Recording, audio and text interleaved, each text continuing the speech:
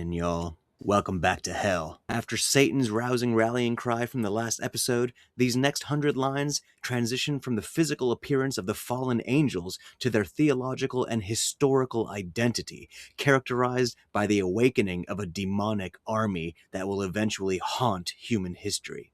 Milton continues to employ the satanic style of the epic simile to bridge the gap between the supernatural and the tangible. He compares the rising multitude to a cloud of locusts, or the barbarous Goths and Vandals pouring over the Roman army. These similes function as an encyclopedic bridge, linking the biblical past with historical patterns of destruction. They illustrate that while Satan is the reader of his own circumstances, Milton, the author, is framing these demons as the literal precursors to the pagan gods and historical invaders who would later plague humanity. Milton introduces a profound theological concept, the oblivion of their original identities. He explains that their names were blotted out and razed by their rebellion from the books of life. This establishes a thematic vacuum that the next section will fill. Since their heavenly names are gone, Milton must identify them by the names they will later acquire on earth as idols and false gods. The lines set the stage for the Catalogue of the Fallen, a classic epic convention imitating Homer's Catalogue of ships. This section characterizes the demons not just as rebels, but as future corruptors of mankind. Milton frames their survival not as a triumph, but as a transition into the deceptive shapen forms of Moloch, Chamos, and others who will eventually wander o'er the earth. Alright, let's get back into it together. Recall from our last episode what Satan ended with when he said, "Awake, arise, or be forever fallen," and Milton the narrator continues. "They heard and were abashed, and up they sprung upon the wing as when men wont to watch on duty, sleeping found by whom they dread, rouse and bestir themselves ere well awake. Nor did they not perceive the evil plight in which they were, or the fierce pains not feel. Yet to their general's voice they soon obeyed innumerable, as when the potent rod of Amram's son in Egypt's evil day waved round the coast, up called a pitchy cloud of locusts, warping on the eastern wind, that o'er the realm of impious Pharaoh hung like night, and darkened all the land of Nile. So numberless were those bad angels seen hovering on wing under the cope of hell, twixt upper, nether, and surrounding fires, till as a signal given, the uplifted spear of their great sultan waving to direct their course, in even balance down they light on the firm brimstone, and fill all the plain, a multitude like which the populous north poured never from her frozen loins, to pass Ren or the Danau, when her barbarous sons came like a deluge on the south, and spread beneath Gibraltar to the Libyan sands.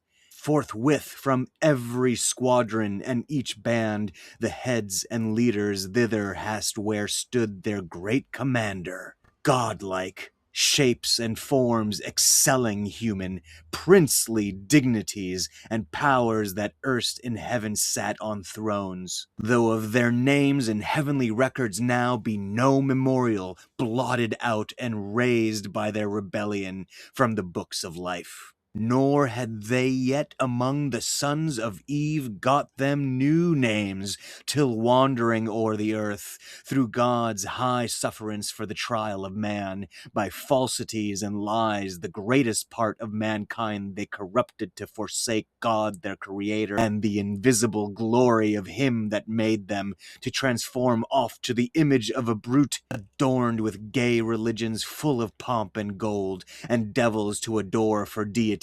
Then were they known to men by various names, and various idols through the heathen world. Say, Muse, their names then known, who first, who last, roused from the slumber on that fiery couch at their great emperor's call, as next in worth came singly where he stood on the bare strand, while the promiscuous crowd stood yet aloof. The chief were those who from the pit of hell, roaming to seek their prey on earth, durst fix their seats long after next the seat of God, their altars by his altar, gods adored among the nations round, and durst abide Jehovah thundering out of Sion, throned between the cherubim, yea, often placed within his sanctuary itself their shrines, abominations, and with cursed things his holy rites and solemn feasts profaned, and with their darkness durst affront his light.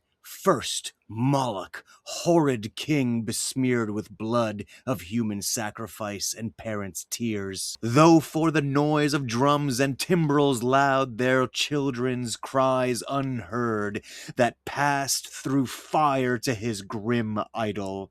Him the Ammonite worshipped in Rabbah and her watery plain, in Argob and in Basan to the stream of utmost Arnon. Nor content with such audacious neighborhood, the wisest heart of Solomon he led by fraud to build his temple right against the temple of God on that opprobrious hill, and made his grove the pleasant valley of Hinnom, Tophet thence, and black Gehenna called, the type of hell. Next, Chamos, the obscene dread of Moab's sons, from Aroer to Nebo, and the wild of southmost Abarim, in Hesebon and Horonaim, Seon's realm, beyond the flowery dale of Sibma clad with vines, and Eliel to the asphaltic pool. Peor his other name, when he enticed Israel in Sittim on their march from Nile to do him wanton rites,